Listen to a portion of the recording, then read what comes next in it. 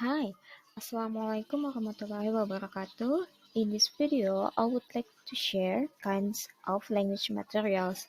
In this video, there will be two topics which I will discuss.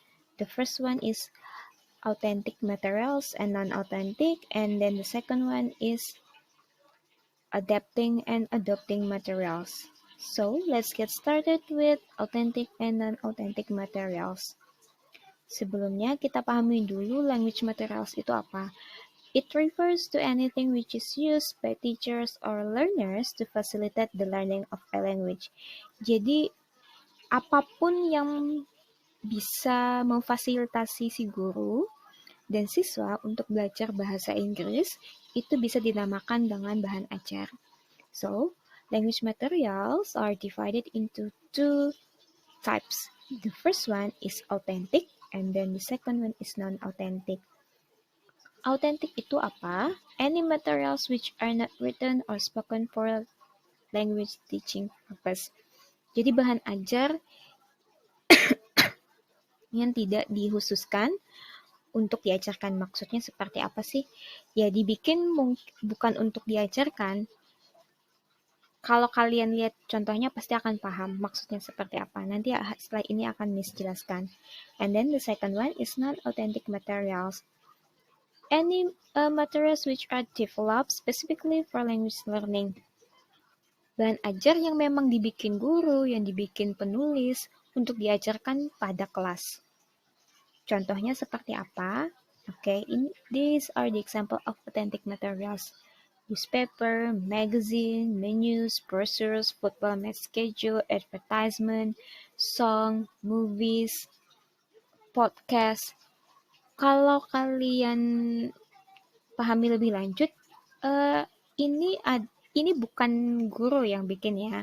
Ini yang memang ada di sekitar kita, yang sudah bertebaran di mana-mana, tapi diambil guru sebagai materials. Makanya dibilang otentik. Karena ya memang maksud otentik ini adalah ini loh real language use pada kehidupan sehari-hari itu seperti ini. Sedangkan examples of non-authentic materials bisa textbook, worksheets, instructional video, atau audio. Maksudnya seperti apa sih instructional video atau audio? Jadi video atau audio yang direcord entah oleh gurunya sendiri atau mungkin native speakers, tapi dikembangkan secara khusus untuk siswa yang gimana ya? Yang sudah disesuaikan dengan level siswa. Beda loh ya dengan movies atau podcast. Ya orang ngomong tanpa memikirkan ini bakal diajarkan. Kalau bakal mikir bakal diajarkan mungkin tone-nya and then speed-nya diperhatikan mau cepat atau lambat, mau pakai aksen yang mana. Kan kalau di authentic materials itu tidak diperhatikan. Di non-authentic materials yang diperhatikan karena memang untuk diajarkan. So, why we should use authentic materials? Yang pertama, ini merefleksikan real language use. Seperti ini loh, dalam kehidupan sehari-hari, penggunaannya, pronunciation-nya kalau orang native speaker, penggunaannya tuh loh seperti ini. Okay. And then it increase students' motivations. It's challenging karena mungkin bagi siswa, oh kayak gini ya, kalau dalam aslinya itu kayak gini ya penggunaannya. And then it's also teach students to learn target language culture karena belajar bahasa pasti belajar budayanya juga dong. And then it's create interactive learning, and however menggunakan authentic materials itu ada disadvantages-nya. Pertama, difficult karena tidak menyesuaikan dengan level siswanya. Yang kedua itu many unfamiliar words. And then also cultural bias. Maksudnya cultural bias ini seperti apa? Kalian kalau mendengarkan movies atau mendengarkan podcast, kadang itu ada candaan-candaan yang hanya orang luar yang paham, sedangkan kita tidak sebagai orang Indonesia. Nah, itu maksudnya adalah cultural bias. Kita harus tahu budayanya dulu, harus tahu konteksnya dulu, baru bisa memahami. Nah, And then, why we should use non-authentic materials. The first one is, it is based on learner's capability and language level. Karena ini dibikin untuk diajarkan, maka si pembuat bahan ajar atau si guru mungkin akan menyesuaikan dengan si siswa itu, levelnya di mana. Jadi mungkin pemilihan kosakatanya, assessmentnya itu sudah disesuaikan. And then it is culturally appropriate. As I said before, kadang ada beberapa bagian dari bahasa yang kalau kita tidak tahu budayanya, itu akan sulit untuk kita memahaminya. Jadi, si pembikin bahan ajar ini akan menyesuaikan dengan budaya kita dan target language-nya itu biar siswa itu bakal paham.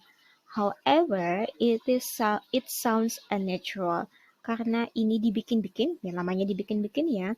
It sounds unnatural, entah dari pronunciation-nya, mungkin masih pronunciation bisa ya, dia akan pakai native speaker.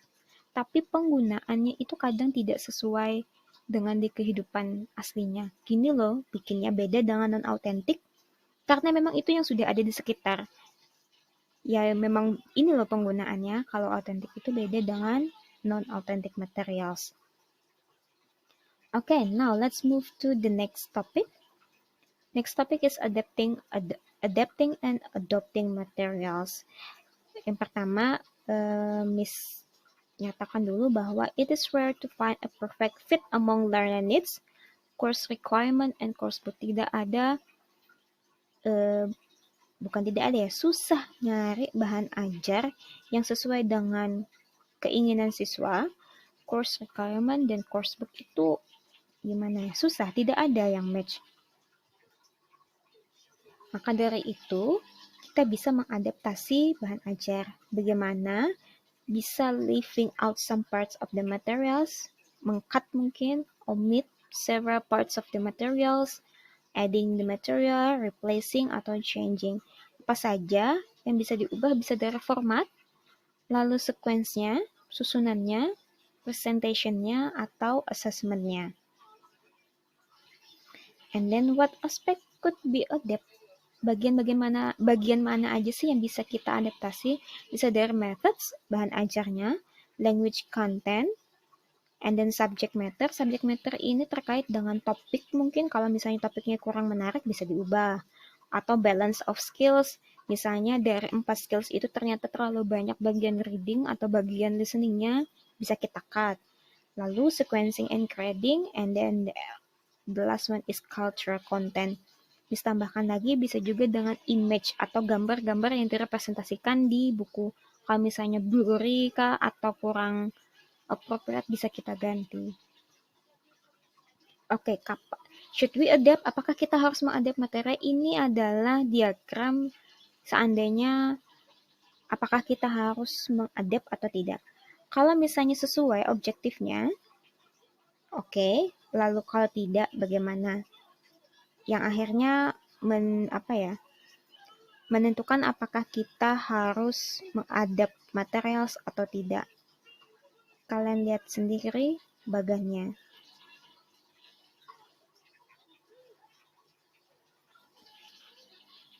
Kalau misalnya banyak sudah sesuai ya tidak perlu. Kalau misalnya masih banyak yang tidak, bisa kalian ganti. As part of our video yaitu adoptions. Jadi adoption itu adalah the process of choosing and selecting materials.